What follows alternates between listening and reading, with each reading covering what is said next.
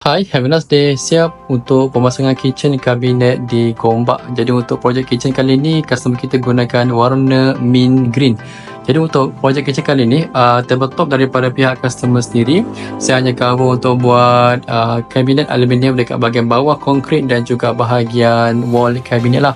Jadi untuk bahagian sebelah sini kita ada 3 layer drawer. Okay, so ini adalah tier yang pertama, ini adalah tier yang kedua dan ini adalah tier yang ketiga. Satu tier drawer boleh support 35 kg, ada fungsi soft closing. Dan untuk bahagian sebelah sini pula kita buat pintu yang special. Kita buat pintu full ventilation panel menggunakan warna silver lah. Okey. So dekat bahagian sini dia ada dia punya gas tray. Alright, itu dengan fungsi soft closing. Dan untuk handle kita gunakan polish gold handle. Dan untuk bahagian corner ni kita buat built-in handle sebab kita buat pattern pintu yang boleh swing 155 darjah macam ni. Jadi dia akan mudah untuk anda access bahagian corner sebelah sana lah. Okay, so bawah ni akan full daripada shaft aluminium, frame aluminium. So kalau ada tubahan air anda tak perlu risau.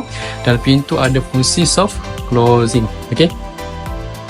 Dan untuk bahagian sebelah sini pula kita ada 2 layer drawer ataupun kita panggil sebagai sauce drawer lah. So satu sauce drawer ni boleh support 35 kg dan ada fungsi soft closing. Dan untuk bahagian bawah sedikit kita buat pintu dengan full ventilation cover menggunakan silver ventilation. So saya buka bahagian bawah sedikit, ruang dia akan nampak kosong macam ni sahajalah. Cuma kita lengkapi dengan sebelah kiri dan kanan adanya partition daripada aluminium. Dan pintu dengan fungsi soft closing. Manakala untuk bahagian sebelah kanan ni kita buat ruang simpanan seperti biasa saja. Ada kompartmen untuk bahagian atas dan bawah. Shaft daripada aluminium.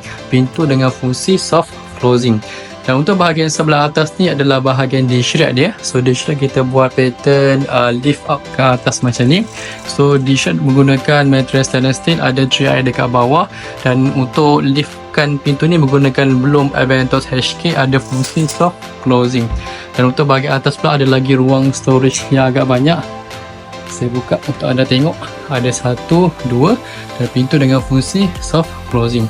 Manakala untuk bahagian sebelah atas sini pula akan ada lagi ruang storage. Saya buka pintu sebelah sini, anda akan nampak kompartmen yang agak banyak daripada sini sampai atas lah. Dia ada lebih kurang 1, 2, 3, 4, ada 4 kompartmen, pintu dengan fungsi soft closing.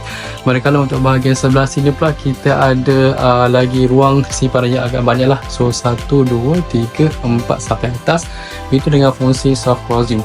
Manakala untuk bahagian atas cooker hood, okay, biasanya atas cooker hood kita buat pintu saja, tapi kali ini kita lengkapi dengan kabinet dekat sebelah kiri dan juga kabinet dekat sebelah kanan dan fungsi dengan soft closing untuk dia punya pintu dia.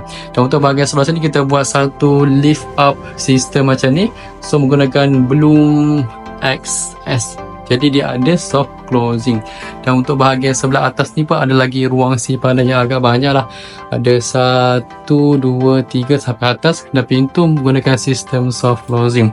Jadi kalau anda nak dapatkan kitchen cabinet aluminium, anda boleh contact saya, especially kalau anda dah ada concrete tabletop. Okay, jadi anda boleh contact saya untuk dapatkan quotation, untuk dapatkan consultation dan juga design. Dan lepas tu kita boleh drop pricing untuk pasang kitchen cabinet anda dekat rumah anda lah. Yang itu saja daripada saya. Have a great day. Bye.